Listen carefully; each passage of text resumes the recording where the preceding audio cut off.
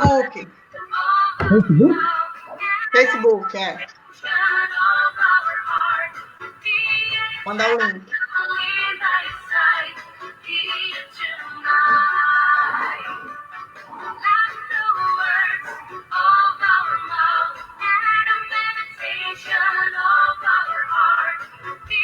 É página 13?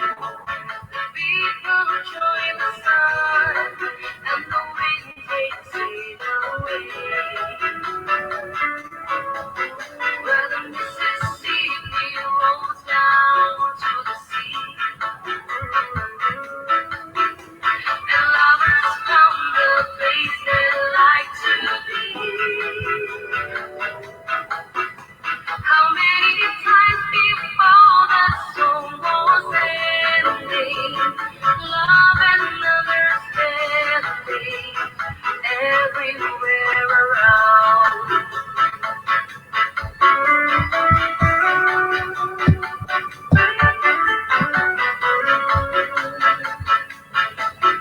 Now the country's soul forever lost its soul. When the guitar player turned to rock and roll, every time the sunrise on morning, I always record dreams of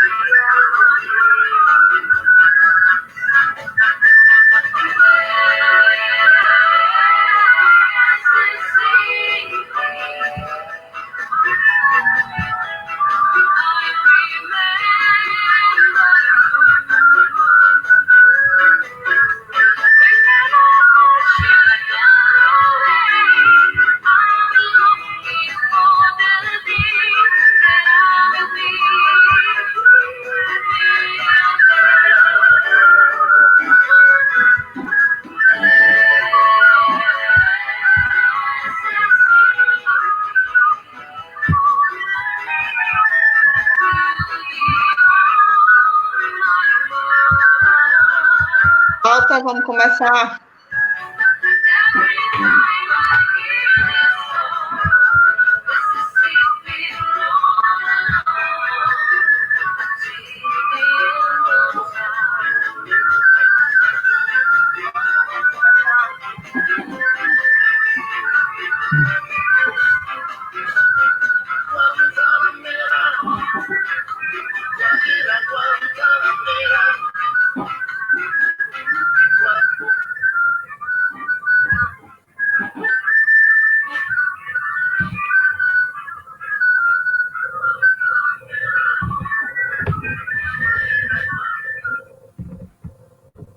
Vamos nessa, começar nosso programa de hoje.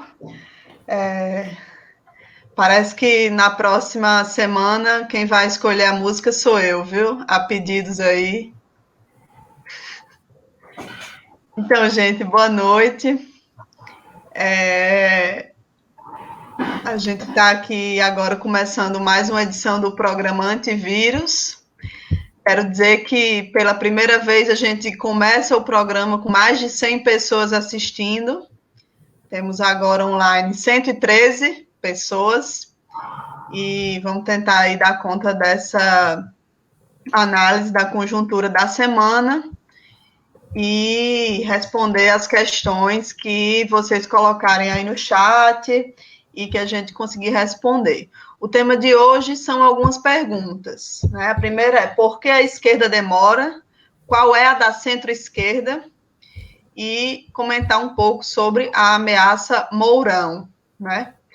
A gente vai tentar responder por que danado a gente tem mais de 20 pedidos de impeachment protocolados na Câmara dos Deputados e não temos um pedido que represente a esquerda, né?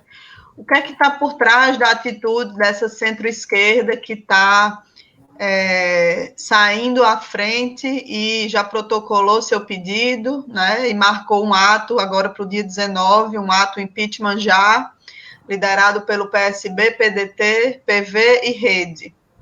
Né, e, finalmente, a gente vai falar sobre o ultra-revelador texto que o vice-presidente Hamilton Mourão publicou hoje no Estadão. Mas antes, né, eu queria comentar uma coisa, que é, enquanto a gente está nesse impasse absurdo em torno da pior saída, que é o impeachment, a escalada autoritária do governo segue em curso, né? Então, hoje foi editada uma medida provisória, mais uma, a 966, que flexibiliza a responsabilização civil e administrativa de agentes públicos que praticam atos relacionados à pandemia, seja no aspecto da saúde, seja no aspecto relacionado aos efeitos econômicos e sociais. Essa MP afirma que os agentes públicos somente poderão ser responsabilizados nas esferas civil e administrativa se agirem ou se omitirem com dolo ou erro grosseiro. Até aí é uma regra geral da responsabilização civil dos agentes públicos, né? E aí a MP define o que é erro grosseiro. Erro manifesto, evidente, inexcusável, praticado com culpa grave e caracterizado por ação ou omissão com elevado grau de negligência, imprudência e imperícia. Algo bem comum a esse governo, né? Negligência, imprudência, imperícia. Mas aí o que eu queria destacar dessa MP é o que vem depois dessa definição de erro grosseiro, né? Porque a MP inova listando aspectos que têm que ser considerados na caracterização do tal erro grosseiro do agente público. E aí ela coloca coisas como obstáculos e dificuldades reais do agente, complexidade da matéria ou das atribuições do agente, possível incompletude das informações, circunstâncias práticas, contexto de incerteza. São essas as afirmações, né, que são feitas pela MP e estabelecidas como critérios para a configuração do erro grosseiro, né? Como se pode perceber, é um nível de generalidade e abertura para interpretações subjetivas imenso, né? E não tem como a gente olhar para isso e não enxergar uma tentativa de se prevenir de futuras responsabilizações pelas imensas besteiras que estão sendo feitas pelo governo Bolsonaro, né? Eles sabem que estão fazendo besteira e estão, inclusive, junto com as besteiras, tomando precauções para evitar a sua responsabilidade. Essa MP, a 966, significa isso, né? Então, é mais uma medida aí que ajuda o governo Bolsonaro a seguir não fazendo o que um governo decente deveria fazer, que é tomar as medidas econômicas, sociais, sanitárias para lidar com a pandemia, né? Então, feito esse comentário inicial, que eu queria destacar, porque a gente tem sempre tentado comentar as medidas práticas que o governo Bolsonaro vem adotando nesse contexto da pandemia que a gente está vivendo, né? Então, a gente considera que é mais uma medida na escalada autoritária do governo, na escalada anti-vida do governo Bolsonaro, nesse contexto da pandemia. Então, por isso eu queria comentar e contar um pouco qual é o conteúdo dessa MP. Recomendo que quem puder que leia, que vai entender facilmente o que ela quer dizer. Né? Então, dito isso, né, essa MP foi publicada na madrugada de ontem para hoje, né, vamos entrar no nosso tema, que queria começar com a primeira questão colocada. Eu queria que Walter comentasse um pouco sobre isso. Que demora é essa na esquerda brasileira? Walter.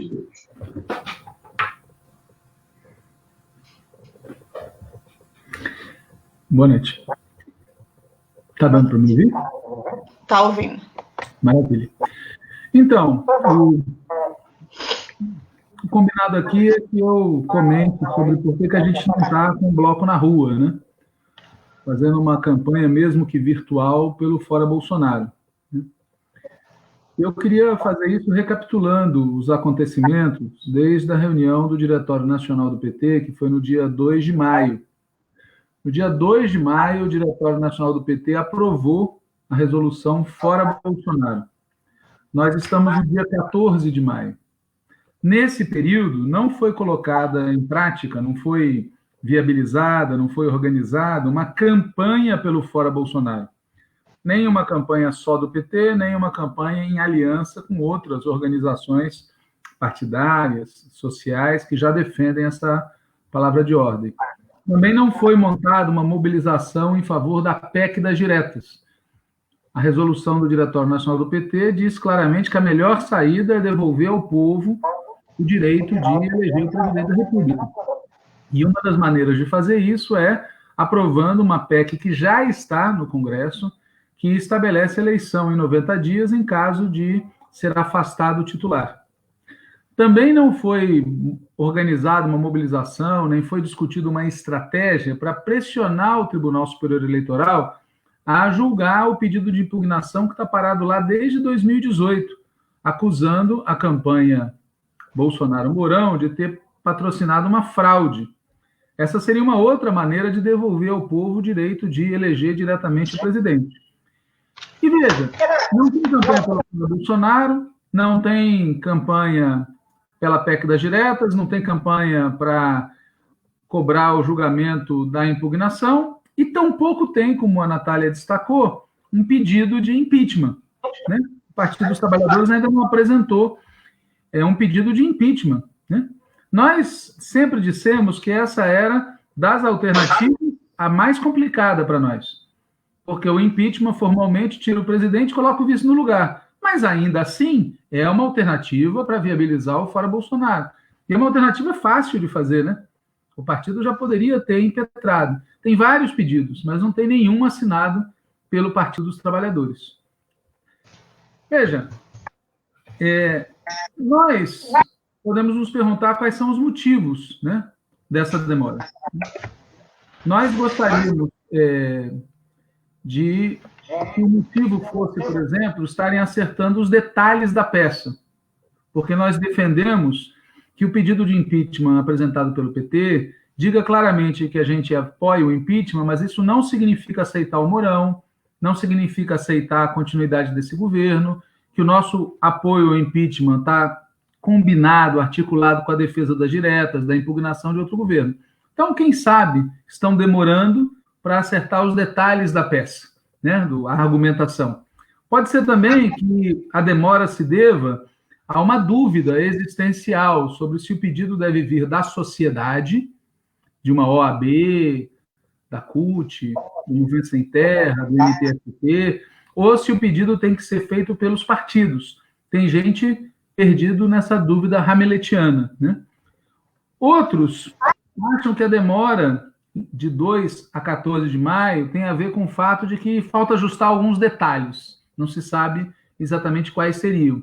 Mas, na nossa opinião, falando muito claramente, nós achamos que de 2 a 14 de maio nada andou, porque, na verdade, há resistências. Continua a haver, na direção do nosso partido, na direção do Partido dos Trabalhadores, resistências a materializar a proposta do Fora Bolsonaro. Como a gente já disse aqui outras vezes, o slogan foi aceito, mas a política que está embutida na palavra de ordem, que é vamos acabar com este governo o mais rápido que for possível, não vamos esperar até 2022, essa política ainda não foi incorporada. Exemplo, para ninguém ache que a gente está exagerando. O governador da Bahia, né, petista, ele deu uma entrevista recente para a revista Carta Capital, onde ele disse claramente que o impeachment, neste momento, paralisaria ainda mais o país.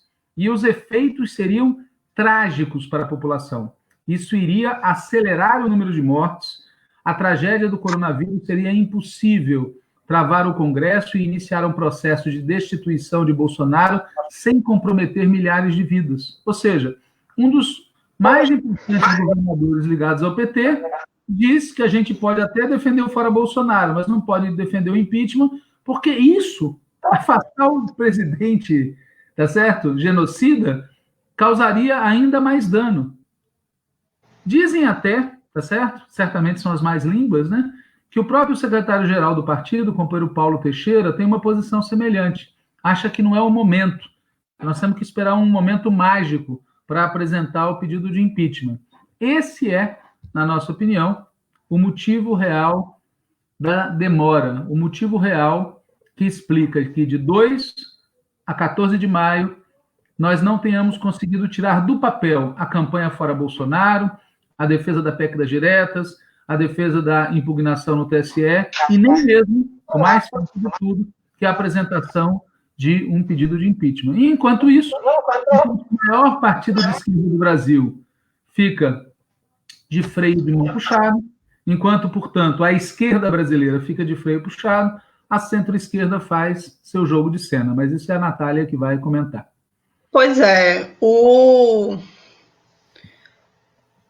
essa morosidade do PT, né, em fazer algo relacionado ao impeachment, colocou a gente numa situação difícil agora, que a gente vai ter que ver como é que sai dela, né?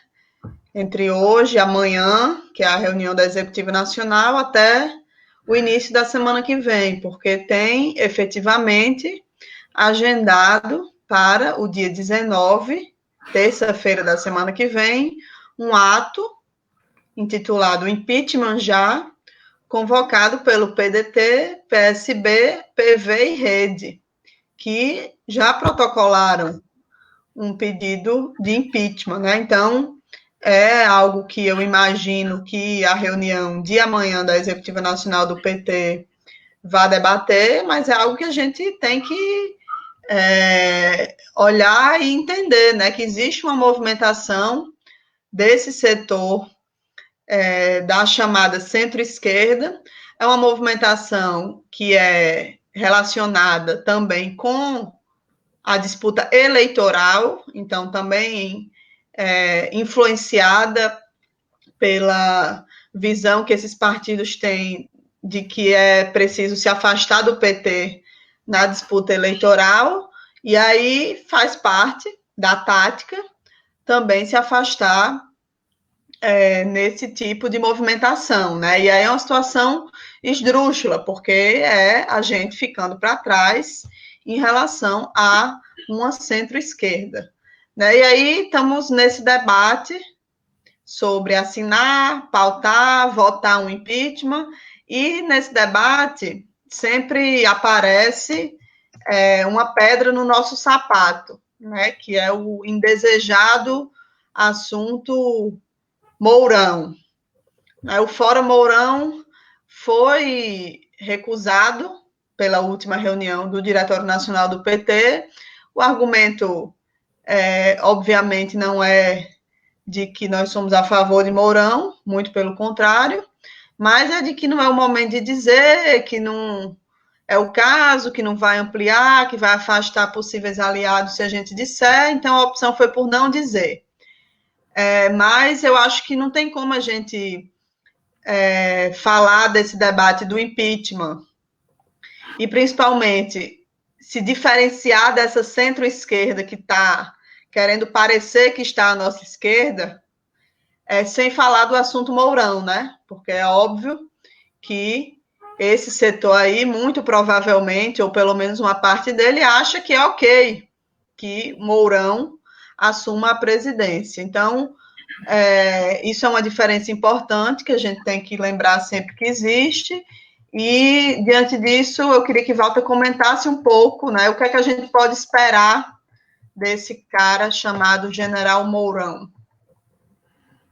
Então, hoje nós demos sorte aqui no Antivírus, porque na discussão sobre a pauta, a gente contou com a ajuda do vice-presidente da República. Hoje os jornais publicaram um artigo assinado pelo Mourão. E é a partir desse artigo que a gente vai responder a questão posta pela Natália, né? Se é possível que, ao dizer fora Bolsonaro, a gente também não diga fora Mourão, né? Vejam que um dos argumentos que foi usado para falar contra o fora Bolsonaro e para falar contra o impeachment é que, se tem impeachment, o Mourão assume. E, por outro lado, setores da direita acreditam que é melhor deixar o Bolsonaro lá sangrando, cometendo o mesmo erro que cometeram os caras da direita, esses mesmos, frente ao Lula em 2005, que eles imaginavam que o Lula ia sangrar até 2006, ia perder a eleição, tá certo? Não ia acontecer nada. Naquela época, um dos motivos pelos quais essa tática deu errado é que o vice do Lula, o José Alencar, se recusou a participar de qualquer conspiração contra o Lula. A pergunta que cabe fazer agora é: qual é a do Mourão? Ele é um aliado do Bolsonaro? Ele é alguém que vai se oferecer para passar por cima do Bolsonaro? Ele é alguém confiável? É alguém, como disse o governador do Maranhão, que, se assumir a presidência, o Brasil estaria melhor até 2022? Bom, a resposta a essas perguntas pode ser obtida lendo o artigo, ou melhor dizendo, a ameaça chique, que o vice Mourão publicou hoje no jornal Estado de São Paulo. Nós vamos comentar um pouco esse artigo, ele não é muito longo, mas merece ser lido com atenção, porque ele tem um duplo recado, né? O título do artigo é Limites e Responsabilidades, né? É um texto chique, a não ser que o Mourão fosse um intelectual oculto. Ele, obviamente, foi um artigo escrito a várias mãos por pessoas que se sentaram para conceber esse artigo. É um artigo que, por um lado, defende na prática o Bolsonaro, Mas, por outro lado, deixa claro que tipo de presidente ele, Mourão, seria caso sobrasse para ele assumir a presidência da República. E ler o artigo é ótimo, que fica claro que seria o Bolsonaro também, sem parte da tosqueza. Mas quando a gente lembra que esse artigo não foi ele que escreveu, até esse diferencial some, né? O artigo do Mourão começa dizendo assim: a esta altura, está claro que a pandemia de Covid-19 não é só uma questão de saúde. Por seu alcance, sempre foi social. Pelos seus efeitos, já se tornou econômica. E por suas consequências, pode vir a ser de segurança. Segurança? De que ele está falando? Da segurança da vida? Ou será que é da segurança da propriedade? Ou será que é da segurança do poder? Né?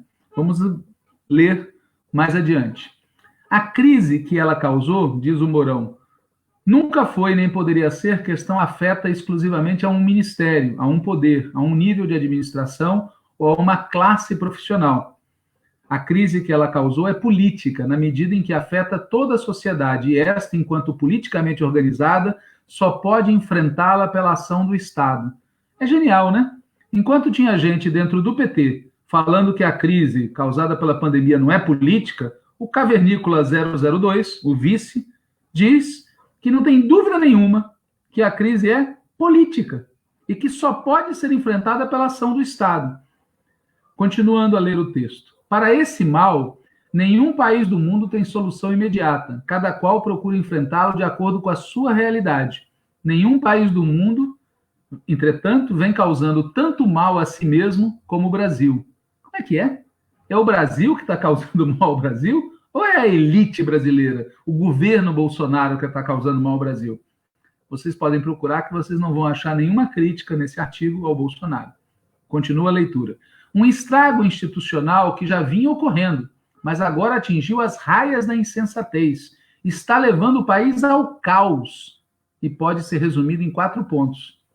Estrago institucional? Mas quem é que controla as instituições desse país? Quem controla o Congresso Nacional? Quem controla o Supremo Tribunal Federal? Quem controla o Executivo? É a esquerda? Vejam que, de alguma maneira, o artigo está dizendo que as classes dominantes, tá certo? As classes dominantes que controlam as instituições estão levando o país ao caos. Nisso, Mourão tem razão. Agora, será que a gente vai coincidir no que fazer? Vamos ver os tais 4 pontos que ele fala, os 4 pontos do caos, os 4 cavaleiros do Apocalipse. O primeiro é a polarização que tomou conta de nossa sociedade. Outra praga desses dias que tem muitos lados, pois se radicaliza por tudo, a começar pela opinião, que no Brasil corre o risco de ser judicializada sempre pelo mesmo viés. Ou seja, sempre tem alguém democrático que está tentando judicializar as afirmações ditatoriais feitas por alguém antidemocrático. Tornamo-nos, assim, incapazes do essencial para enfrentar qualquer problema, sentar à mesa, conversar e debater. Viram só? A imprensa, a grande instituição da opinião, precisa rever seus procedimentos nesta calamidade que vivemos. O vice-presidente da República está dizendo para a imprensa, a tal imprensa livre, que ela precisa rever seus procedimentos. Ai, se alguém do PT falasse uma coisa dessas. Mas continua o texto. Opiniões distintas, contrárias e favoráveis ao governo, tanto sobre o isolamento como sobre a retomada da economia, enfim, sobre o enfrentamento da crise, devem ter o mesmo espaço nos principais veículos de comunicação. Olha que gozado. O vice-presidente da República está dizendo que os meios de comunicação que eles controlam, que a classe dominante controla, não está dando o mesmo espaço para as diferentes posições que existem acerca do debate sobre a retomada da economia e sobre o enfrentamento da crise. E continua o Mourão. Sem isso, teremos descrédito e reação de quem ele não fala, né? Deteriorando-se o ambiente de convivência e tolerância que deve vigorar numa democracia. Eu, se fosse dono de um grande jornal ou de um meio de comunicação crítico ao governo Bolsonaro, eu colocaria minhas barbas de molho, porque tem uma ameaça explícita aí. De que polarização ele está falando?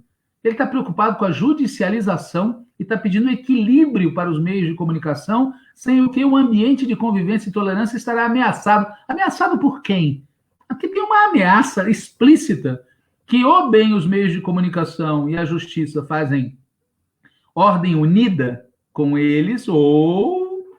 Segundo ponto. O segundo ponto é a degradação do conhecimento político por quem deveria usá-lo de maneira responsável. Governadores, magistrados e legisladores que esquecem que o Brasil não é uma confederação, mas uma federação. A forma de organização política criada pelos Estados Unidos, em que o governo central não é um agente dos estados que a constituem, é parte de um sistema federal que se estende por toda a União. Ou seja, ele está reivindicando o papel diferenciado do governo central e, como vocês veem, o Mourão é um especialista no assunto. Ele conhece mais disso tudo do que todos os governadores, magistrados, legisladores, acadêmicos, etc. E ele vai citar, pasmem, é um erudito que vinha se mantendo dentro do armário. Em O Federalista, a famosa coletânea de artigos que ajudou a convencer quase todos os delegados da Convenção Federal a assinarem a Constituição norte-americana em 17 de setembro de 1787, John Jay, um de seus autores, mostrou como, aí ele cita, entre aspas, a administração, os conselhos políticos e as decisões judiciais do governo nacional serão mais sensatos, sistemáticos e judiciosos do que os estados isoladamente. Simplesmente porque esse sistema permite somar esforços e concentrar os talentos de forma a solucionar os problemas de forma mais eficaz. Vocês escutaram? O nosso vice Mourão está dizendo que a administração, os conselhos políticos e as decisões judiciais do governo nacional serão mais sensatos, sistemáticos e judiciosos do que os estados isoladamente. Está dizendo que essa frase vale para a situação atual. Ou seja, não só a gente descobriu que o Mourão é um erudito enrustido, como também a gente descobriu que o governo Bolsonaro é mais sensato, mais sistemático, mais judicioso e mais eficaz do que os governos estaduais. Alguém acredita nisso? Alguém acredita que Bolsonaro e Mourão, Bolsonaro, Mourão, Guedes e antes o Moro, o Mandetta, são mais sensatos, sistemáticos, judiciosos e eficazes em qualquer coisa, a começar pelo combate à pandemia? Faz-me rir, né? Ele vai para o terceiro ponto. O terceiro ponto é a usurpação das prerrogativas do Poder Executivo. Querem tirar do Bolsonaro o direito de dizer que cabeleireiro, que academia é essencial. Bom, vou continuar a ler. A este respeito, no mesmo Federalista, outro de seus autores, James Madison, estabeleceu, abre aspas, como fundamentos básicos que o Legislativo, Executivo e Judiciário devem ser separados e distintos, de tal modo que ninguém possa exercer os poderes de mais de um deles ao mesmo tempo. Uma regra estilhaçada no Brasil de hoje pela profusão de decisões de presidentes de outros poderes, juízes de todas as instâncias, de procuradores, que, sem deterem mandatos de autoridade executiva, intentam exercê-la. Ou seja, ele está preocupado com a fragmentação. É gozado ver alguém que tem um histórico pró-ditadura militar preocupado com o equilíbrio entre os poderes. Mas vamos ao ponto. Qual é a causa da fragmentação? Está tendo uma rebelião das elites? Ou o problema é o próprio governo federal que está empurrando o país por uma situação caótica? E o que ele está propondo em troca do alinhamento, da submissão do legislativo e do judiciário ao executivo? Notem que ele pede, com argumentos cultos, a mesma coisa que aos berros e xingamentos o Bolsonaro, a Damares e o Weintraub pediram naquela famosa reunião. Esse texto do vice-presidente é uma espécie de versão cult do vídeo proibido, do vídeo pornográfico daquela reunião ministerial, em que a Damares pediu a prisão dos governadores e prefeitos e o Weintraub pediu a prisão dos ministros do STF. Porque, no fundo, o que o Mourão está dizendo aqui é que esse mecanismo de usurpar os poderes do executivo não pode continuar acontecendo. E ele cita mais ainda, ele cita o Amaro Cavalcante, né?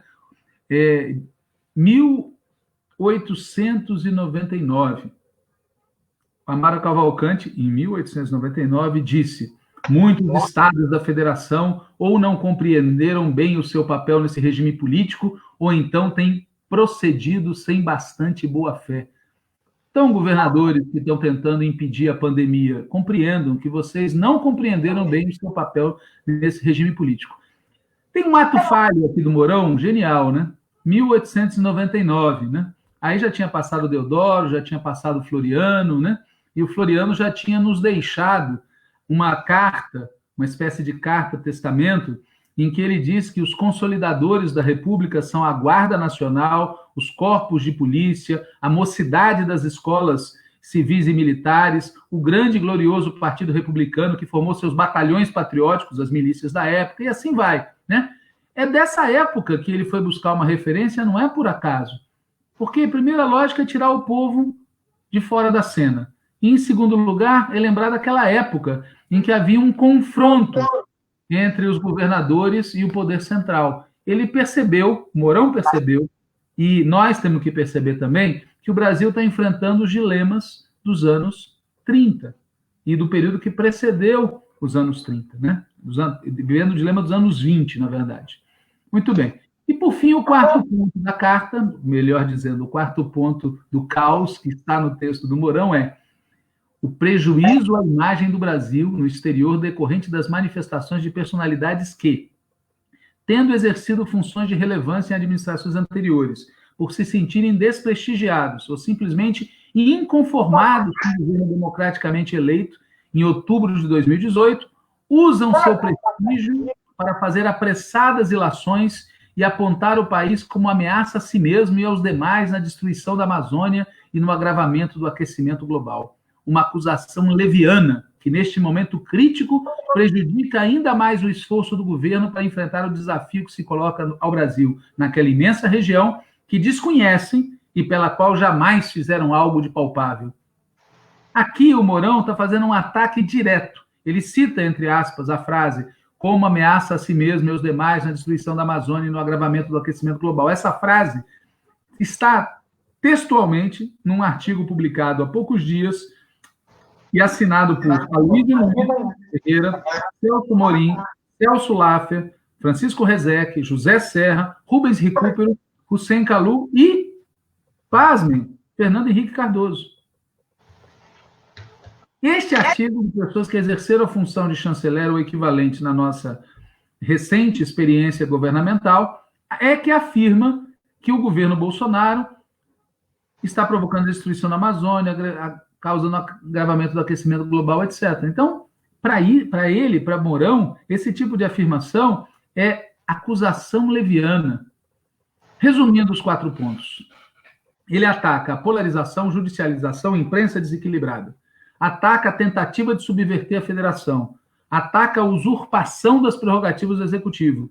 E insinua que tem gente traindo a pátria lá fora, fazendo acusações que não se devem. E qual é a solução que ele propõe? Ele diz assim: estes pontos, os 4 pontos, resumem uma situação grave, mas não insuperável, desde que haja um mínimo de sensibilidade das mais altas autoridades do país. Sensibilidade das mais altas autoridades. Sensibilidade com o quê? Com os 13 mil mortos? Tipo aquele e daí do Bolsonaro? É esse tipo de sensibilidade que o Mourão está pedindo? E aí ele assume na íntegra a tese do Bolsonaro. Eu vou ler o texto e chamo a atenção de vocês. Não é a tese do Bolsonaro que eu estou lendo, é o texto do Mourão. Olha só, abre aspas. Pela maneira desordenada como foram decretadas as medidas de isolamento social, a economia do país está paralisada, a ameaça de desorganização do sistema produtivo é real e as maiores quedas nas exportações brasileiras de janeiro a abril deste ano foram as da indústria de transformação, automobilística e aeronáutica, as que mais geram riqueza, sem falar na catástrofe do desemprego que está no horizonte. Eu fico meio assustado. Acho que o povo não lê estatística. Antes de começar a pandemia, uma parte expressiva da população brasileira já estava vivendo a catástrofe do desemprego. E a catástrofe do desemprego pode se ampliar se você tem um governo federal que não protege os trabalhadores, que não garante os empregos, que não garante a sobrevivência. Mas a opinião do Mourão e do Bolsonaro é a mesma. O problema é a maneira desordenada como foram decretadas. Mas por que o governo federal não assumiu ele próprio a coordenação dessas medidas? Porque eles são contra. E aí, atenção, diz o presidente, ou melhor, vice-presidente Mourão, enquanto os países mais importantes do mundo se organizam para enfrentar a pandemia em todas as frentes de saúde, a produção e consumo, aqui no Brasil continuamos entregues a estatísticas seletivas discórdia, corrupção e oportunismo. Mas como é que pode? O governo federal nunca fez a sua parte e agora vem falar que continuamos entregues a estatísticas seletivas, discórdia, corrupção e oportunismo? Estatísticas seletivas? Eles é que estão escondendo o número real de pessoas que estão contaminadas, eles é que não fazem testagem. Discórdia, sim, mas causada por quem? Corrupção? Do que ele está falando? Do caso envolvendo uma figura do PSL que foi pego traficando, tá certo? Equipamentos de respiração, oportunismo? Oportunismo será de quem? De quem diz que com esse governo não dá? Ou é uma ameaça, né? Veja, anos atrás, um grupo de pessoas ilustres da esquerda propuseram um abaixo-assinado em favor do general Vilas Boas. E, recentemente, como eu já disse, um governador de esquerda disse que com Mourão nós estaríamos em melhores mãos até 2022. Né? Que tal? Depois desse artigo, ainda tem gente que acredita num troço desses? Mourão termina assim o texto dele. Há tempo para reverter o desastre, basta que se respeitem os limites e as responsabilidades das autoridades legalmente constituídas. Nisso a gente concorda. Tem que respeitar as responsabilidades. O Congresso tem que abrir o impeachment. O Congresso tem que votar eleições diretas. O TSE tem que impugnar a chapa. E a maior autoridade desse país, que é o povo, tem que ter o direito de votar livremente quem vai presidir o país. Mas antes de terminar, um último comentário, né? Se devolver para a Natália. Esse artigo é muito sofisticado, né? Não foi Mourão que escreveu. Tem uma operação por trás dele, na verdade, duas. A primeira é deixar claro que o Bolsonaro conta com retaguarda militar.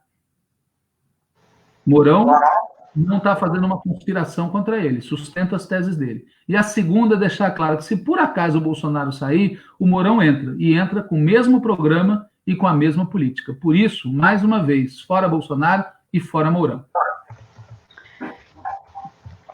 Pois é, Walter. E diante de tudo isso que você falou, né, sobre Mourão, o imbróglio em torno do que o PT e a esquerda como um todo vai fazer em relação ao impeachment e principalmente em relação a uma campanha massiva pelo Fora Bolsonaro, é que a gente vai encerrar o programa hoje chamando muita atenção para o dia de amanhã. Né? Amanhã vai reunir a Executiva Nacional do PT e esse assunto vai estar em pauta, né? Nós vamos defender que o PT comece a campanha Fora Bolsonaro, reúna com as frentes, entidades com esse objetivo. Isso envolve várias coisas, né? Envolve a pressão pela aprovação da PEC das diretas, né? A PEC das novas eleições, que prevê que em caso de vacância da presidência, em qualquer caso, o povo seja chamado a decidir. Essa campanha inclui também a pressão sobre o Tribunal Superior Eleitoral, para que julgue os pedidos de cassação da chapa Bolsonaro-Mourão. Tem crimes, tem provas, os processos existem, né? Envolve outras coisas, como campanha de comunicação massiva, mobilização, que por enquanto é virtual. Enfim, muita disputa de consciência, envolve dar o conteúdo adequado a essa palavra de ordem do Fora Bolsonaro, que é algo que a gente tem falado aqui nas últimas semanas, né? E, claro, o protocolo de um pedido de impeachment é parte disso, é parte dessa campanha, não é todo, não é toda a campanha, não é nem o mais importante, né? Como a gente disse, é o mínimo. Porque, veja, uma parte da própria esquerda, não o PT, né, mas uma parte da esquerda aceita que Mourão poderia assumir, como você mencionou aí, né? Muitos também não veem saídas fora da institucionalidade. Todos acham, isso é um consenso, que Bolsonaro cometeu crimes de responsabilidade, né? Então, diante disso, o impeachment deveria ser o nosso mínimo denominador comum, né? Não deveria estar gastando energia nenhuma discutindo se entra ou não com pedido de impeachment. No máximo, a gente tinha que estar discutindo com que conteúdo a gente vai protocolar esse impeachment, né? E isso, infelizmente, não está acontecendo, né? A gente está travado nesse debate sobre o protocolo ou não do pedido de impeachment, e amanhã é um dia importante, porque está na pauta, né? O primeiro ponto de pauta da reunião da executiva, o processo de impeachment. Obviamente, a gente vai defender que o PT assine um pedido de impeachment o quanto antes, né? Se possível, amanhã mesmo, na segunda, né? Assine sozinho, assine com a esquerda, assine com a centro-esquerda, só não dá para ser com a direita, né? Mas que assine alguma coisa, protocole na Câmara dos Deputados, e que a nossa petição de impeachment, o texto que a gente vai protocolar pedindo o impeachment de Bolsonaro, ele seja um instrumento de divulgação da nossa posição de conjunto, que é fora Bolsonaro, junto com seu governo, junto com suas políticas, eleições diretas, sem Mourão, né? E agora, sendo franca, Walter, eu não sei, né? Está difícil saber o que vai acontecer amanhã, né? Se a gente vai aprovar a assinatura do impeachment, se aprovar, com quem vamos assinar, com qual conteúdo, quando vamos protocolar, tudo isso está em aberto, aparentemente, né? Não dá para a gente afirmar o que vai acontecer, ainda existe a possibilidade do não, nunca deve ser descartada, né? Então, sobre isso, o resultado dessa reunião de amanhã eu vou comentar no podcast, no nosso podcast, Em Tempos de Guerra, a Esperança Vermelha, que vai sair, acredito que amanhã à noite, certo? Mas o que eu quero mesmo dizer, para finalizar, é só que, caso não saia uma decisão, ou a depender da decisão que saia, eu acho que quem defende fora Bolsonaro mesmo não pode ficar parado esperando para sempre, né? Não pode se conformar com vamos entrar, mas não se sabe quando. E, bom, mas isso é assunto para depois de amanhã, né? Por enquanto, a gente vai amanhã para a reunião da executiva insistir, defender a posição de que o PT, representado pela sua presidência, pelas suas instâncias, pelos seus dirigentes e parlamentares e lideranças públicas, assine um pedido de impeachment de Bolsonaro. É isso. Muito bem. Vamos... tem duas perguntas aqui. Uma pergunta de um companheiro que pergunta o seguinte... Deixa eu achar aqui. Pergunta sobre a notícia de um blog do Correio Brasiliense sobre o PT não apoiar a CPI da PF para investigar Bolsonaro, se isso é verdade. Olha, até onde eu sei, não é verdade. O PT, inclusive, protocolou pedidos de CPI nesse sentido, assinou vários pedidos de outros partidos também. Então, eu não tenho informação a preços de hoje, né, de que estaria havendo alguma movimentação nesse sentido. Se tiver, é porque teve alguma mudança, mas eu acredito que não. E a segunda pergunta, eu queria que Walter respondesse, que tem a ver com esse assunto aí, Mourão e militares, é o seguinte, o companheiro Canário está perguntando assim, Zé Disseu tem falado de golpe ou autogolpe militar. E aí ele pergunta se estamos mesmo perto disso. Veja, toda vez que eu vejo declarações de companheiros e companheiras nossas que já estiveram no governo falando do tema dos militares, me dá uma profunda angústia, porque a verdade é que nos vários anos que nós governamos o Brasil, nós não fizemos aquilo que deveria ter sido feito para quebrar a tradição golpista das Forças Armadas. Às vezes fizemos até coisas muito positivas em outros terrenos, mas nessa área, na área da comunicação, na área do judiciário e na relação com o setor financeiro, nós simplesmente não alteramos nada do que deveria ser alterado. Então, me dá uma angústia enorme ver, depois, avaliações desse tipo. Mas, no que diz respeito ao fato concreto, a minha opinião é que nós vivemos sob tutela militar. Desde o processo de impeachment da presidenta Dilma, passando pela condenação e prisão do companheiro Lula, depois pela eleição de Jair Bolsonaro num processo fraudulento, e depois a composição e as ações do seu governo, em tudo isso tem a digital da tutela militar. Basta dizer que no governo Bolsonaro hoje tem uma quantidade de militares ocupando postos de comando, desde ministério até outros cargos, que é inacreditável. Concorre com a época da ditadura. Então, tutela militar existe. E por que a tutela militar é essencial para eles, né? Porque, obviamente, a figura do Bolsonaro é uma figura explosiva, é uma figura que expressa essa extrema-direita, e ela é funcional, foi muito importante para ganhar as eleições, e é funcional também para governar nesse ambiente caótico, mas sob tutela. Eles preferem a tutela do que uma intervenção direta, na minha opinião. Uma intervenção direta pode conduzi-los à mesma situação que eles viveram na época da ditadura.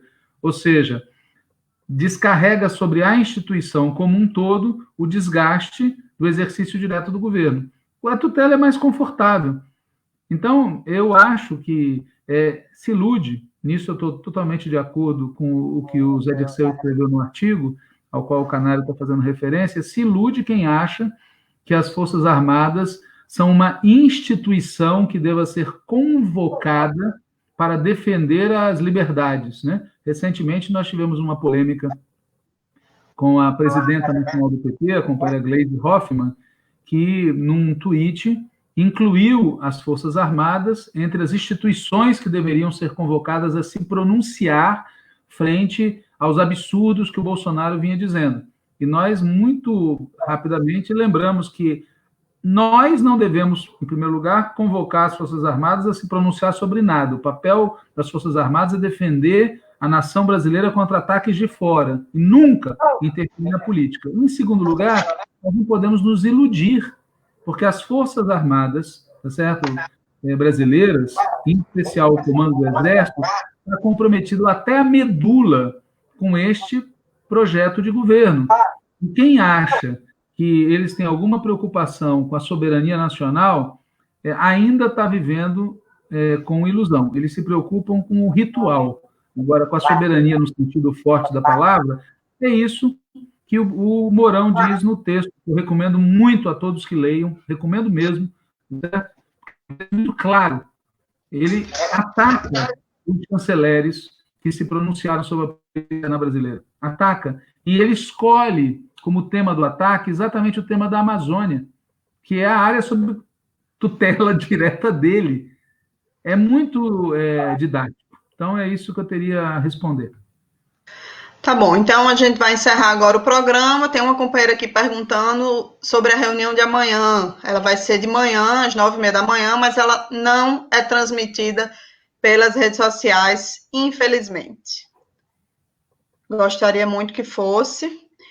E aí é isso, né? Vou encerrar. Queria, antes de encerrar, para quem chegou depois, dizer que esse é um programa semanal que a tendência petista, a articulação de esquerda, nas pessoas, minha e de Walter, tem feito para debater a conjuntura. Então, toda semana a gente está aqui, tentamos selecionar aí os fatos mais importantes, seja para contar o que aconteceu, seja para fazer uma análise em cima desses fatos. A gente faz sempre pelo Facebook, né? A gente faz sempre pelo Facebook.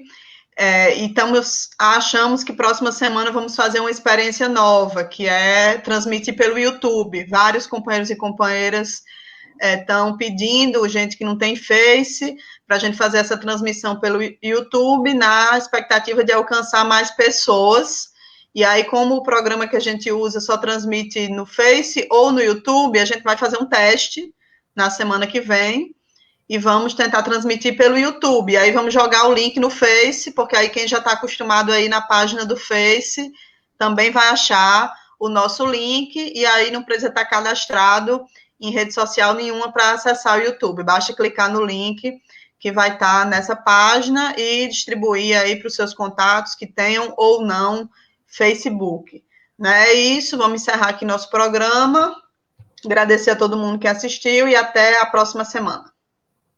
Tchau. Tchau, Walter. Boa noite. Tchau. Boa noite a todos e todas. Boa noite.